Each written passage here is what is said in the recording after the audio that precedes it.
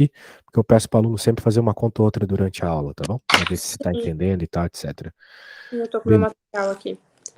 Vamos ver esse enunciado. A pessoa atravessa uma piscina de 6 metros de largura, nadando em uma direção que faz um ângulo de 60 graus com a margem de onde partiu. Aqui já não é um movimento, bem, de certa forma é um movimento bidimensional, mas não é aquele que eu tava querendo pegar, mas tudo bem, vamos fazer esse aí que supostamente é mais fácil. Vamos desenhar a piscina aqui, né? Aqui tá um lado dela, aqui tá o outro. Normalmente esses problemas, eles são em rios, né? Daí o rio tem uma corrente e tal, daí a corrente altera o movimento da pessoa, etc. Mas aqui, se é uma piscina, ela tá parada, né?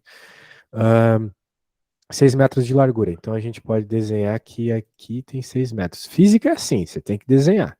Senão você vai ficar muito perdida nas ideias. Não adianta só achar que vai jogar na fórmula e já era. Definitivamente não. E beleza, esse é o tamanho. Nadando em uma direção que faz um ângulo de 60 graus com a margem de onde partiu. Então, isso vai ficar tipo um triângulo, sacou? Uhum. Ó, vamos fazer que esse aqui é o vetor de deslocamento dele. Porque, bem, ele saiu deste ponto, né? O rapaz saiu desse ponto aqui. E chegou aqui, não é mesmo? Virou um Sim. problema de geometria isso aqui. Eu quero saber justamente essa distância. Eu sei que aqui são 30 graus. Pô, isso aqui virou mais geometria que física. E, note, esse tamanho ali que fecha o triângulo é o mesmo tamanho que eu marquei ali, que são 6 metros, né? Os 6 metros de largura da piscina. Então, triângulo é um negócio que tu vai ver com muita frequência na física. Eles também aparecem lá para você encontrar velocidade absoluta, né? Movimento. Movimento bidimensional também, quando faz um lançamento oblíquo. Então, foca nisso. Você tem que saber tudo de triângulo. De modo geral, vão ser triângulos retângulos. Então, tem que saber seno, cosseno, tangente e Pitágoras. Por exemplo, aqui, ele está pedindo D. Se isso caísse na tua prova agora, você saberia encontrar depois desse desenho? Não. Tu tá em qual ano mesmo? O primeiro ano do ensino médio. Beleza. A pandemia e tal, né? Os professores não focaram muito. Não foi nem pandemia, é que eu tinha um professor que eu faltava todas as aulas dele porque eu não gostava dele. Acontece. Sei como é. Eu também tinha isso na faculdade. Era chato. Tinha um professor lá que mais valia ficar estudando em casa sozinho do que as coisas dele. Pois é. Beleza, sei como é, então não se preocupe. O negócio é o seguinte: a gente quer a distância. E como tu pode notar, isso é um triângulo, né? A gente consegue ver claramente um triângulo aqui. Uhum. E é um triângulo retângulo. Como é que eu sei que ele é um retângulo? Um triângulo retângulo. Tem esse ângulo reto aqui. Tem essa perpendicularidade entre dois lados do triângulo. Então, como a gente tem uma situação como essa, a gente pode usar Pitágoras, seno, cosseno e tangente. É apenas em triângulos retângulos que você pode usar Pitágoras e seno, cosseno e tangente, tá bom? Só. Sabe aquelas equaçãozinhas que os professores ficam falando coca, não sei o que lá? Essas eu nunca lembro porque eu sou físico. Mas tem coca e não sei o que lá. Bem, se tu decorar isso, tudo bem. Mas o que tu tem que lembrar é que seno do ângulo é o cateto oposto do ângulo que você está pensando, que você está analisando, dividido pela hipotenusa. Se o seno é o cateto oposto, o cosseno é o cateto adjacente. O que é cateto oposto, cateto adjacente, né? Cateto oposto é quem está oposto, quem está lá do outro lado. Então, por exemplo, se eu estiver analisando o ângulo de 30 graus, né, se eu querer colocar o seno de 30 aqui, que é um dos ângulos notáveis, por sinal, quem que vai ser o cateto oposto do ângulo de 30 graus? Vai ser o 6, porque ele está lá do outro lado, está lá no oposto. Sim. O cateto adjacente. Adjacente significa, vem de adjacência, que é ao lado, né? Então, ao lado é esse cara aqui. Bem, a princípio a gente não precisa dele. Na verdade, a gente precisa desse cara, só ele. Sim. A gente pode usar tangente também, eventualmente, quando for necessário, que é cateto oposto dividido por cateto adjacente. E com uma matemática básica, tu consegue perceber que a tangente, então, é a mesma coisa que o valor do seno dividido pelo valor do cosseno. Tem enunciados que dizem o valor do seno e do cosseno para um determinado ângulo. Quando o ângulo é quebrado, né, que não dá para saber de cabeça, ou sem usar a calculadora. Mas o seno de 30 tu é obrigado a decorar, tá? Teu professor de matemática já fez tu decorar o seno de 30, 45 e 60? Não. Na real, a gente tem uma tabela, mas é daí no livro de matemática. Isso. A gente não usa em prova nada, mas é quando tá perto da prova aí eu vejo. Uhum. Bem, vou te mostrar uma coisa então que tu nunca mais vai esquecer. Esses ângulozinhos aí, o valorzinho deles. Deixa eu pôr aqui para você ver. É o funk dos ângulos notáveis. Esse aí todo mundo assiste, tem 4 milhões de visualizações. 1, 2, 3, 3, 2, 1. Todo mundo sobre 2, raiz em cada um. De novo. 1, 2, 3, 3, 2, 1. Todo mundo sobre 2, raiz em cada um. A tangente agora, galera, é um pouquinho diferente, mas vem comigo, é só fazer assim, olha só. Raiz de 3 vem sobre o 3. 1, raiz de 3. Raiz de 3 vem sobre o 3. 1, raiz de 3. Raiz de 3 vem sobre o 3. 1, raiz de 3. Demorou, galera. Pegou a ideia? Sim, ó. 1, 2, 3. 3, 2, 1, todo mundo sobre 2, raiz de cada um. Raiz de 3. Então, eu posso até bater uma cópia aqui desse negócio, te mandar no WhatsApp pra você ter o negócio sempre à mão, né? Já É, tem, Oi? já tenho. Show. Então, eventualmente você decora, escuta esse funk umas 15 vezes que você vai decorar. Dando no banho. Tipo isso. Muito bem. Então, note que você pode usar essas 4 equações aqui, a que for mais apropriada. Na física, na matemática, a gente usa as equações que são mais apropriadas para o nosso caso, né? Que estão associadas com as informações que o enunciado deu. Portanto, eu não falei sobre Pitágoras aqui. Eu coloquei A e B, mas tu pode pensar que é cateto oposto e cateto adjacente. Na real, é os lados do triângulo, né? A hipotenusa é sempre o maior lado. Como é que eu sei qual é o maior lado? Às vezes é difícil de ver, né? Mas tu tem que pensar que a hipotenusa, além de ser o maior lado, ela também é sempre o que está oposto ao ângulo de 90 graus. Quem está lá do lado do ângulo de 90 graus. Sim. A e B são os outros dois lados. O importante é que a hipotenusa fique sozinha, né? A gente fala que o teorema de Pitágoras nos diz que o quadrado da hipotenusa é igual à soma dos quadrados dos catetos. É isso. Tem um motivo, não vou te explicar. Tem coisa que tu tem que decorar, né? Que se a gente for ficar explicando detalhe por detalhe, não chega nunca na resposta. Mas, ó, veja a importância dos triângulos, né? E só vai piorar daqui para frente. Tem que saber de cor isso. Olha só. A gente tem que quer a hipotenusa, nós temos o valor do cateto oposto ao ângulo de 30 graus. Então, qual é a equação que envolve cateto oposto, hipotenusa e ângulo? Essa. Cateto oposto, hipotenusa e o ângulo. Não daria para usar esse porque a gente não tem o cateto adjacente. Aqui também não. Uhum. E aqui a gente só tem um dos lados, né? Não tem outro lado. Então não daria para resolver. O negócio é esse.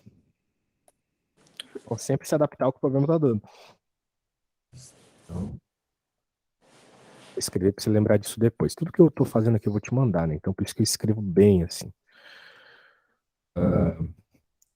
Como o enunciado nos deu ângulo e cateto oposto, utilizaremos o seno. É só o que a gente pode utilizar, na real.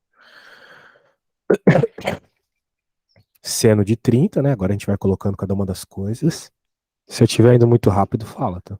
Tá bom. Não, tô tranquilo. Cateto oposto é 6. Então a gente substitui lá por 6. E a hipotenusa é o que a gente quer encontrar, que é o D. Então agora a gente pode fazer o seguinte, ó. 6 e passa o seno de 30 para baixo, né? Aquela velha história da álgebra.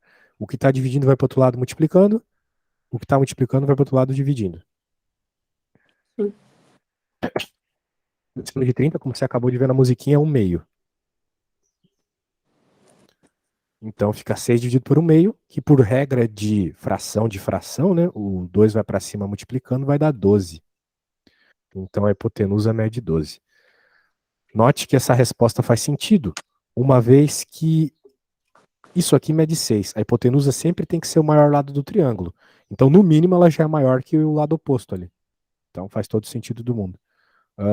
Mas por algum motivo não tem 12 na resposta. Ah, porque o ângulo é 60. Eu coloquei 30, mas é 60. Eu anotei errado. Desculpa. Então não tem problema. A gente troca só lá o 30 por 60. De acordo com a musiquinha, o seno de 60 é raiz de 3 sobre 2. Então Isso, aqui, 3 sobre 2. isso. Aqui é 60 e aqui é raiz de 3, então. Raiz de 3 é 1,7. Então metade de 1,7 é tipo Dá 0,85, assim. isso. Daí vai ficar 6 dividido por 0,85. Que tu pode usar a calculadora na hora da prova? Não. Pois é, como é que você faria essa divisão aí? Bem, eu não faria, né? O que eu faria, né, em vez de fazer o que eu acabei de dizer, seria inverter a fração ali de baixo. Daí ficaria 6 sobre 2 vezes raiz de 3, o que ficaria 3 raiz de 3. Não, desculpa, falei besteira. Ficaria raiz de 3 vezes 2. Então ficaria 12 vezes sobre raiz de 3. E aqui entra o ponto, né? De toda forma, ficaria 12 dividido por 1,7. Mas, por que a gente aprende racionalização na escola? Né? Aquele negócio de ficar multiplicando a raiz em cima e embaixo. Justamente para esse caso. Porque eu não sei quanto é 12 dividido por 1,7. E é uma droga fazer essa conta.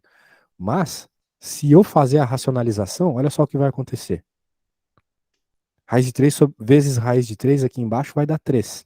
Então vai ficar 4 vezes raiz de 3 essa resposta. O que é uma coisa muito mais legal de fazer. Porque agora, sabendo de cabeça que raiz de 3 é 1,7, né? Uhum. Você pode fazer 4 vezes 1,7, entendeu? Que é uma conta muito mais fácil do que 4 dividido ali pela raiz de 3. Ou qualquer coisa do gênero. Raiz na parte de baixo é uma droga sempre. Então, 4 vezes... Oi, diga. E não tem um número, tipo, que não seja raiz ou fração para cosseno, seno e tangente? Não, a gente decora como raiz de 3 sobre 2 porque na matemática é assim, sabe? Infelizmente, tem que decorar dessa forma. Não tem um número mais aproximado assim. Você pode dar errado se tu colocar. Uhum. Mas o que eu acredito que ele vai fazer é dar isso na prova. Ele vai dizer, use a raiz de 3 como, sei lá, como 1,7. Use raiz de 3 sobre 2 como 0,8. Ele vai dizer esse tipo de coisa, entendeu? Sim, normalmente dá algum, mais dados, assim, não é... Tão simples desse jeito, Os né? exercícios do livro são bem mais difíceis que o da prova. Tá. Cuidado na hora da prova, só de se perder no meio das coisas, né? Às vezes tem muita informação também. Uhum. Vamos ver de um cachorro se deslocando no estacionamento.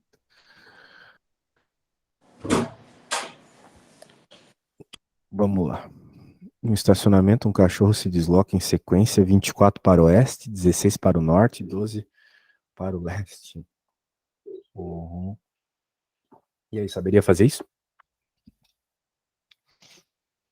A gente tem que desenhar esses deslocamentos, entendeu? A gente pode começar fazendo um planinho cartesiano, assim, ó. E agora a gente vai fazer o deslocamento 24 metros para o oeste. Vamos dizer assim, o cachorro, ele tá aqui, ó.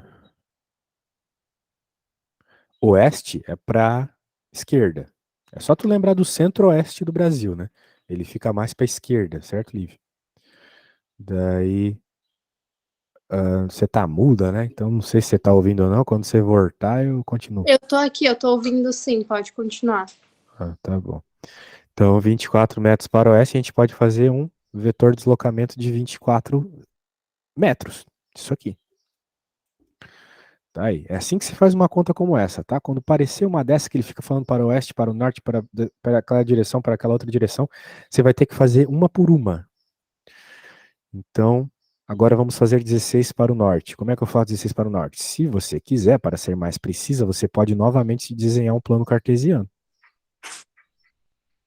Para deixar bem claro para ti onde é cada direção. Uhum. Agora o cachorro está aqui e ele vai 16 metros para o norte. o vetor que tu vai desenhar agora tem que ser um pouco menor que esse. Porque era 24, né, esse aqui. Então agora vai ser 16. Sim. Assim tá de bom tamanho. E agora 12 para o leste. Eu acho que tu já entendeu que eu vou ter que pegar de onde o cachorro parou e ir para a direita, né? Uhum. Beleza. Então, 12 para o leste. 12 é metade aqui do 24, então ele vai estar aqui. Definitivamente metade.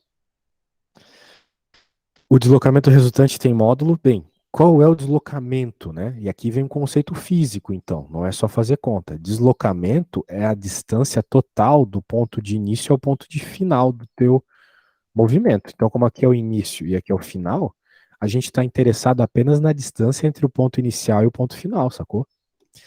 Portanto, vai ser simplesmente esse cara aqui. Esse é o vetor do deslocamento, é isso que você está interessado, no tamanho dessa parada. Sim. E daí, no caso, o outro lado seria 16, porque daí é outra distância lá que ele percorre. Perfeito. Opa, qual era a cor que eu tinha pintado aqui? Vou deixar assim. Perfeito, menina, é isso mesmo. Você tem que fazer, tem que analisar bem, por isso que fazer um bom desenho ajuda bastante. Então aqui é 16, isso mesmo. Mas qual é o tamanho aqui embaixo? 12. Isso, porque é metade, né? Se aqui era 12, né? Se esse roxinho é 12, aqui também tem que ser 12.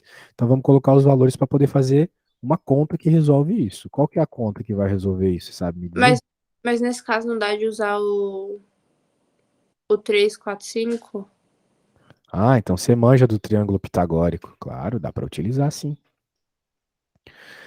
O 12 é 3 vezes 4. O 16 é 4 vezes 4. Então a hipotenusa vai ser 5 vezes 4.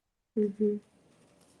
Claro, se tu quisesse, tu podia fazer também 16 ao quadrado mais 12 ao quadrado, soma, faz a raiz. Daria a mesma coisa. Mas professor de física adora colocar o triângulo pitagórico. A gente detesta ficar pensando, né? Triângulo. A gente é físico, não matemático. Então provavelmente na tua prova vai ter triângulo pitagórico também. Então se atenha a isso. Uhum. Beleza. Tudo bem esse problema? Tudo certo. Então tranquilo, parece que você tá manjando bem. Agora tem um desenho aqui.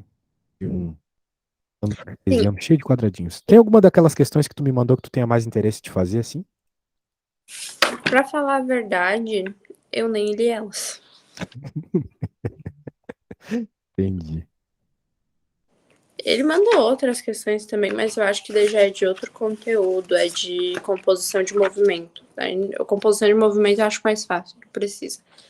Entendi. Beleza, vamos debulhar esse aqui então. Eu tinha pego já. Deixa eu salvar aqui. É outro exercício aí também, pode que tu tivesse programado pra fazer, pode fazer também, não tem problema. Eu sempre acho melhor fazer os exercícios do professor, mas eu vou te mostrar o meu livro. Eu te mandei um link, tá? Depois você baixa esse livro. É o melhor livro que tem de física para ensino médio. Eu quero te apresentar ele só e onde que você vai ver as coisinhas. Ó, aqui. Assim, eu marquei aula particular pra fazer porque a água começou a chegar assim na bunda, aí eu dali estudar. Mas eu já fui bem nas últimas provas agora, porque daí eu comecei a estudar, porque o primeiro 2 bimestres eu não estudei nada pra prova. Entendi. É, acontece, né? Às vezes a gente não tem tempo também ver 1000 matérias. Ensino médio tem disso, né, cara? Trocentas mil matérias, é um saco. Eu estudei por não querer mesmo, porque dava pra ter estudado. Entendi.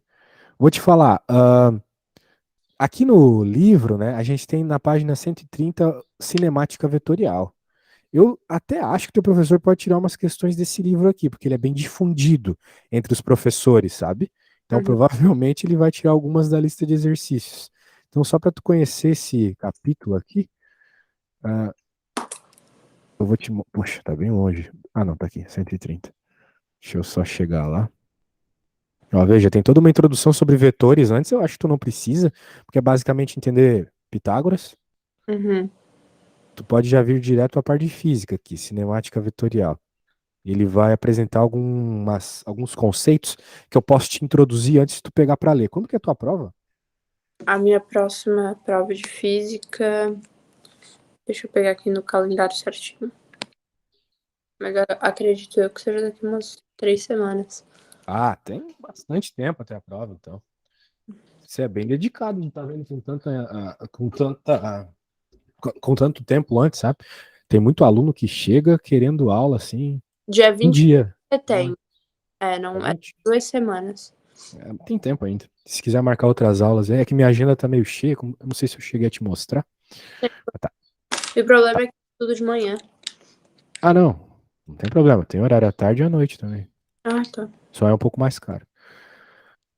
Beleza. O vetor de deslocamento, então, é aquele conceito que eu estava te mostrando no problema anterior. Apesar do cachorro ter se movido bastante, o vetor de deslocamento é simplesmente a distância entre o ponto inicial e o ponto final.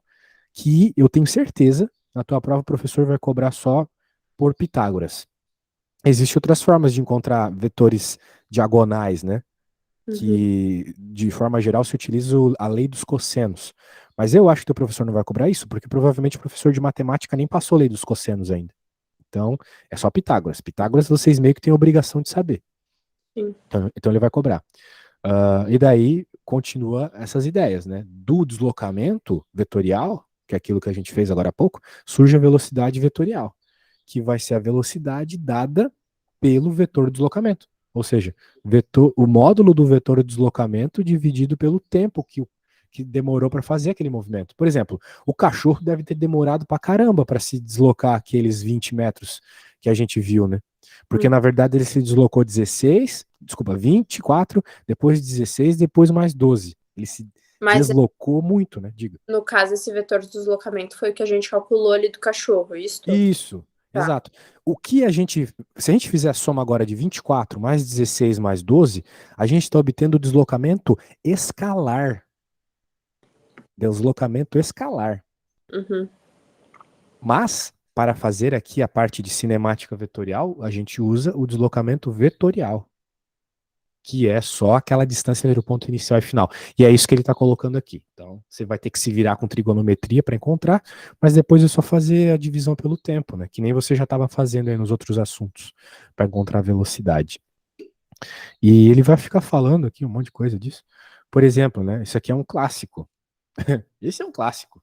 Porque digamos que o cara, né, vá de carro e dê um giro aqui, a gente sabe que ele se moveu, né, se a equação do comprimento de um círculo é 2πr, ele se moveu πr aqui, né, se ele fez metade de um círculo. Uhum. Muito bem. Esse foi o deslocamento escalar. Então tu pode calcular a velocidade média escalar fazendo πr dividido por ΔT.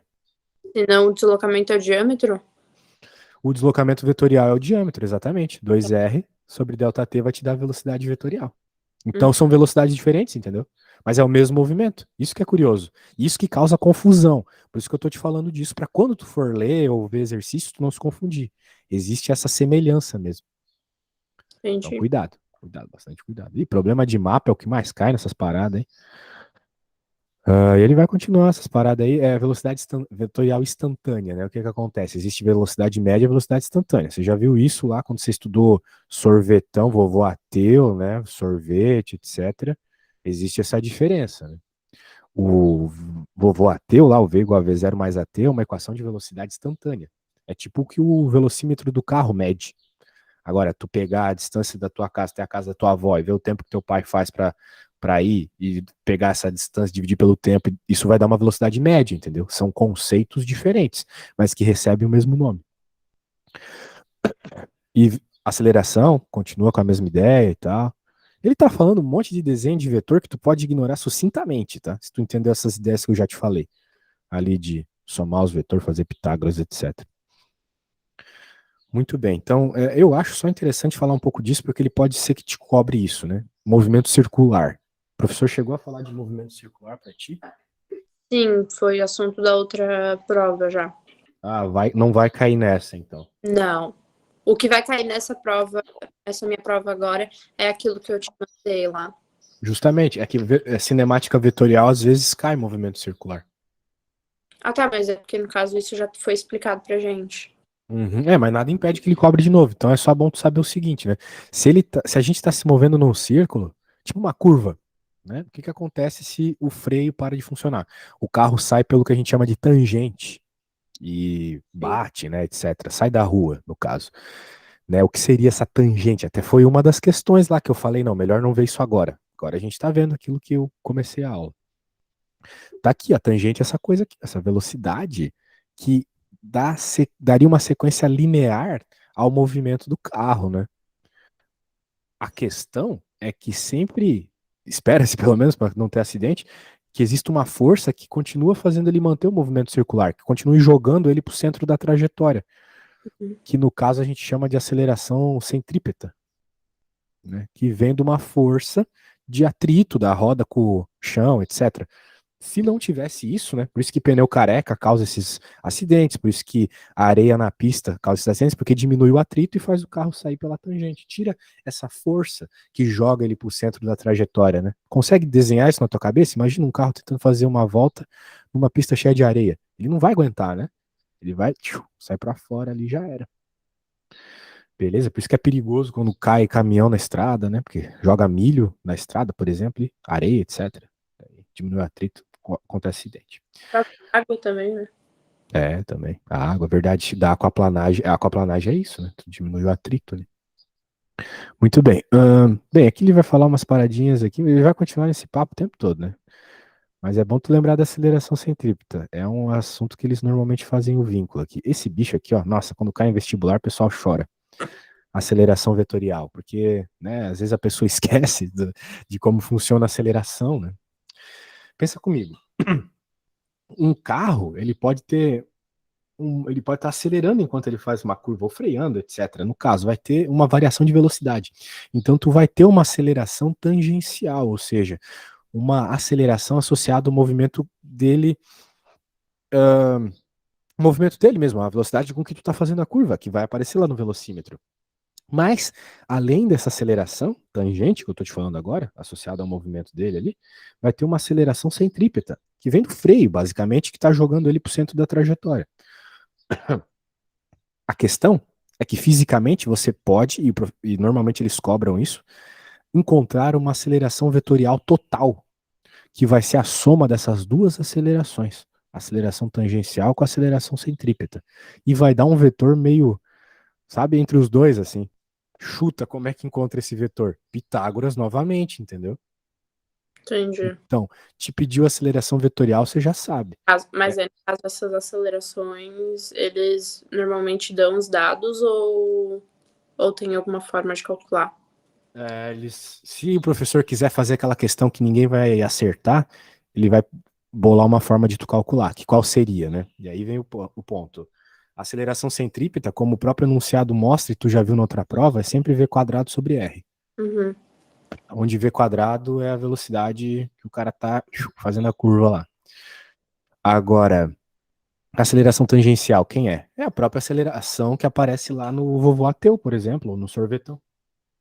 Então, Tá. tu pega aquela lá e joga na conta e já era, sacou? Uhum. Aí tu tem que fazer Pitágoras, né? Aqui tá a equação vetorial, mas se ele tá te pedindo módulo, já vai mostrar aqui, ó. Vai te fazer por Pitágoras, ó, tá vendo? Tem que fazer Pitágoras para encontrar o módulo. E por aí vai.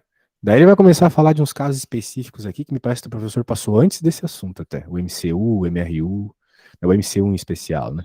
Que no caso é o assunto onde você encontra aceleração por meio da aceleração centrípeta, V quadrado sobre R, né? Basicamente. Então tá aí um monte de papo aí que a gente pode ignorar. Mas, ó, os probleminhas, eles podem ter uns aspectos meio assustadores, assim, né? Pra se assustar, tá? É sempre Pitágoras, é sempre tu conseguir ver o triângulo que tá ali no problema. Tem sempre um triângulo escondido nos problemas.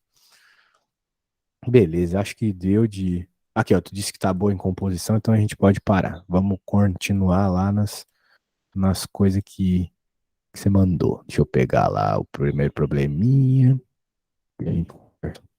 Essa teoria só. Deixa eu abrir aqui. A gente volta para esse dos quadrados aí. Vamos conversar um pouco sobre teoria. Beleza. Dá uma lida nesse enunciado aí. Quando você terminar de ler, me fala, tá? Da questão 3? Isso.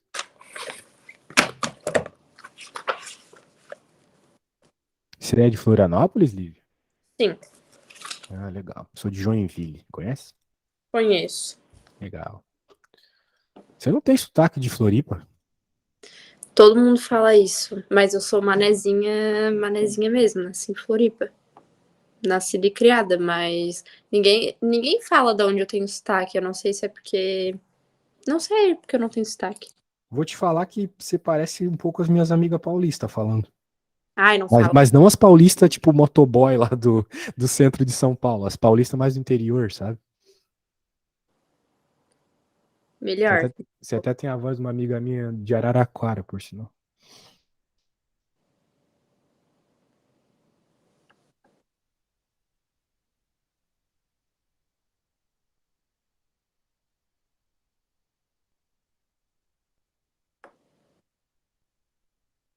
Tá, terminei de ler. E aí, entendeu o que tá rolando? Sabe a resposta? É a. Tu achas que é a resposta? Sim. Vejamos. Sobre os vetores de velocidade tangencial e aceleração tangencial são aqueles, né? Que eu tava te falando da curva lá e tal, né? Sair pela tangente, acidente. Eles sempre apresentam direção e sentidos iguais. Uou! Essa aí foi na lata, hein? De fato. Porque tu lembrou do desenho, né? E, pô, legal. É isso aí. Vamos ver as outras por que não são verdade. Eles sempre são perpendiculares entre si. Mentira. Perpendicular é o tangencial e o centrípeta, né? Eles são perpendiculares. Até por isso tu consegue fazer Pitágoras para resolver lá que eu te falei. Em um movimento retilíneo uniforme, eles apresentam o mesmo módulo. Não, não necessariamente. No movimento retilíneo uniforme, na verdade, a aceleração é zero, né? Sim. Lembra que o que define o movimento retilíneo uniforme, o MRU, é o fato de não ter aceleração, né? Sim. Justamente isso. Então a ideia é essa. Em um movimento uniformemente acelerado, ou com aceleração variando, o que nunca aparece no ensino médio, eles apresentam direções e sentidos iguais. Simplesmente ignora isso, porque não tem o que esperar de um movimento uniformemente acelerado. Você não, com certeza você não viu isso na escola. Eles podem ser perpendiculares entre si, definitivamente não. Eles não podem. Se eles são ambos tangenciais, ambos estão na mesma direção e sentido. Show de bola, menina. Isso aí. Vamos ver a próxima aqui. Continuar aproveitando que a gente viu teoria agora. Tem uma da UFPR. Se...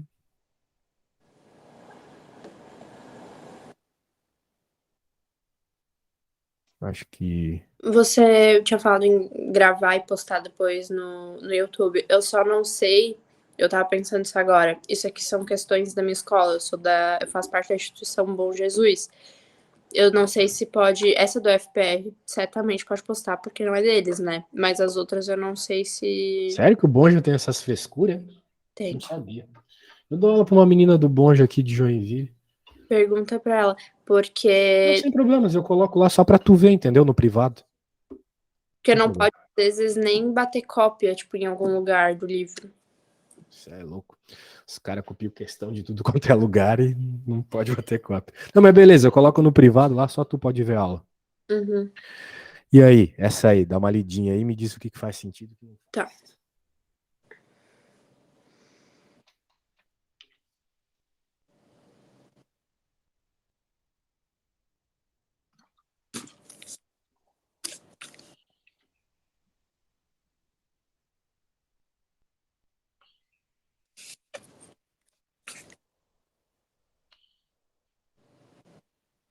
Essa aí é boa. Essa aí só resolve quem estudou bastante mesmo, a matéria.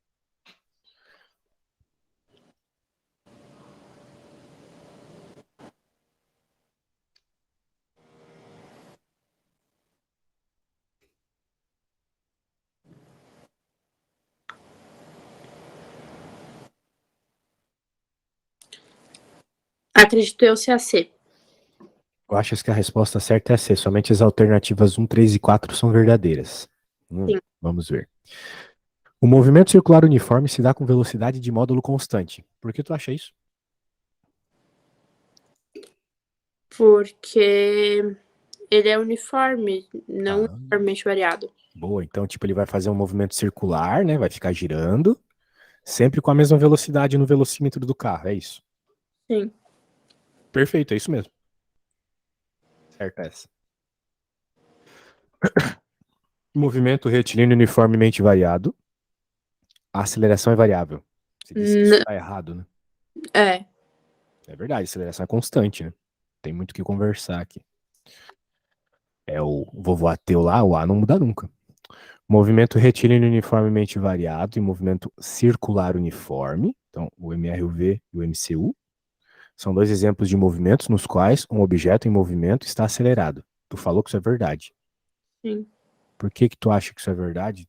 No MRU, o MRUV tudo bem, né? Tem o A lá, né? Vovô ateu, sorvetão, tem o A.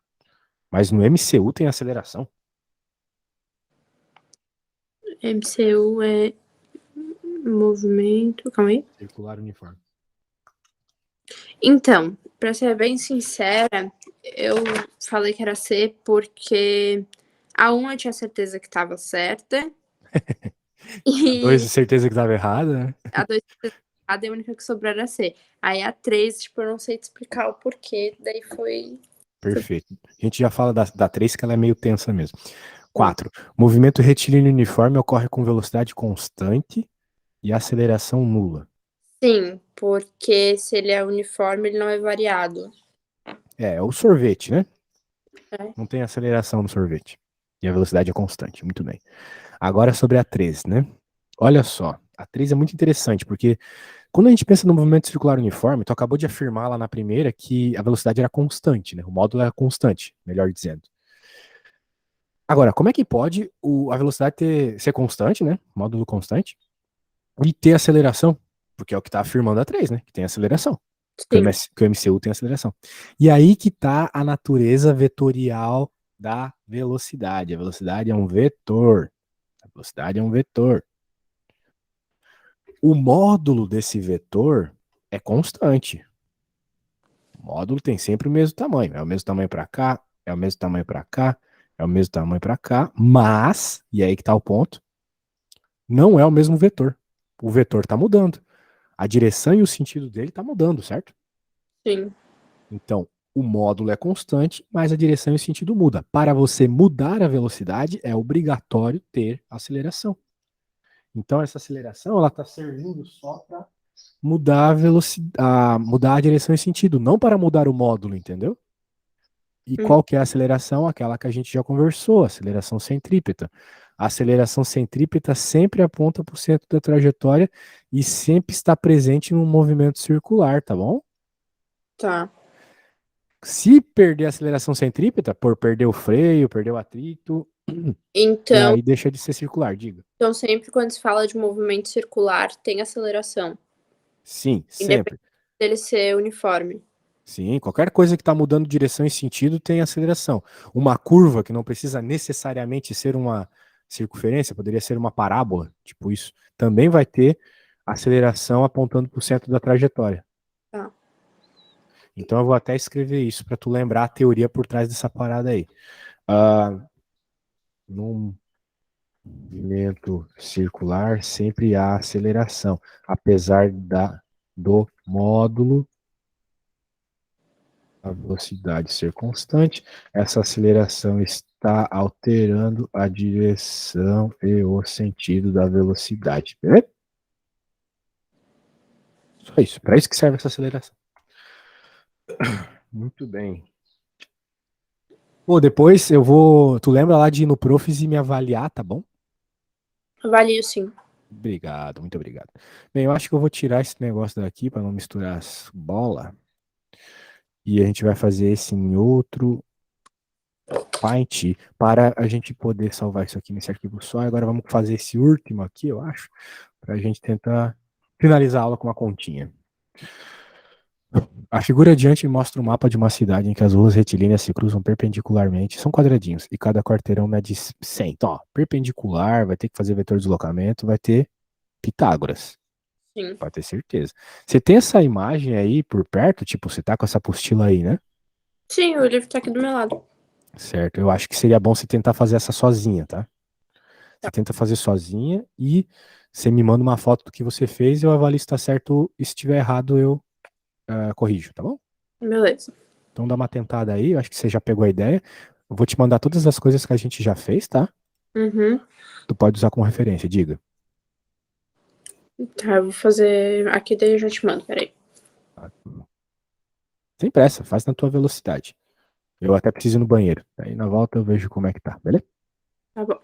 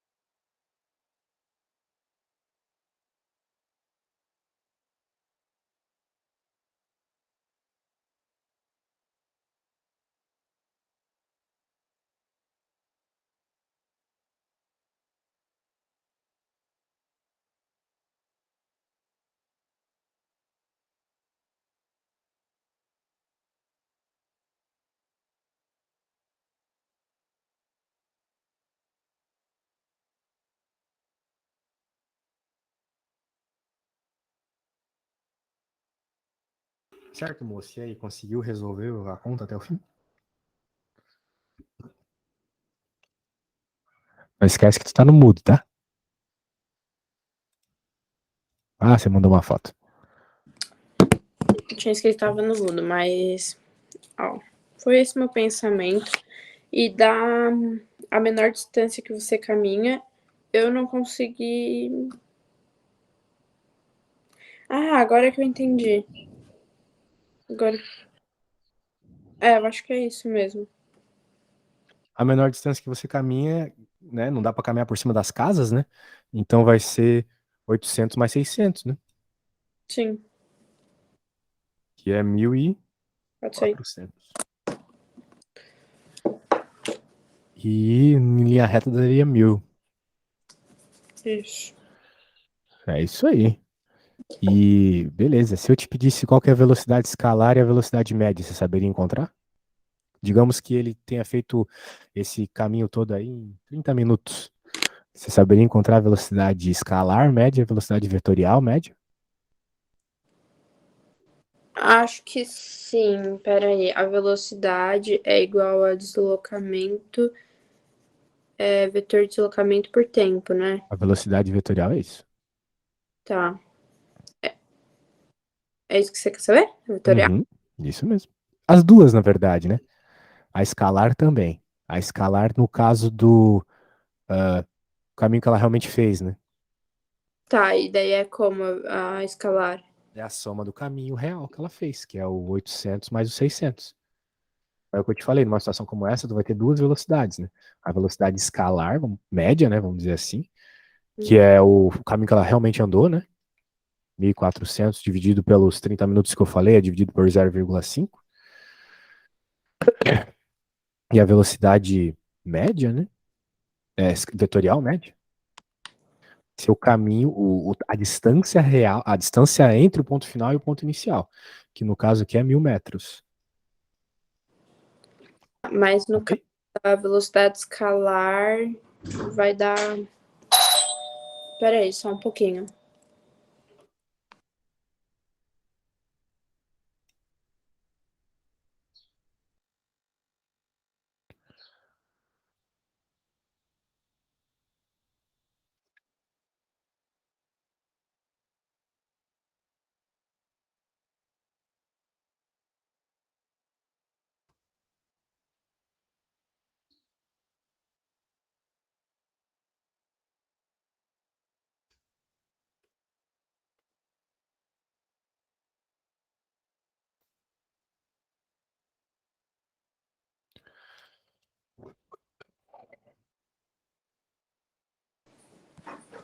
Deu, foi, me desculpa.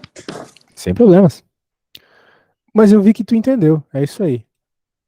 Eu só esqueci de uma coisa, a hora que tu pediu a velocidade que foi, mas aí é falta de atenção, que foi o tempo, que eu coloquei 30 ao invés de meio.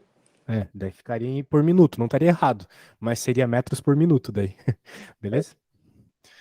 Mas Então por aí, eita. então é isso aí.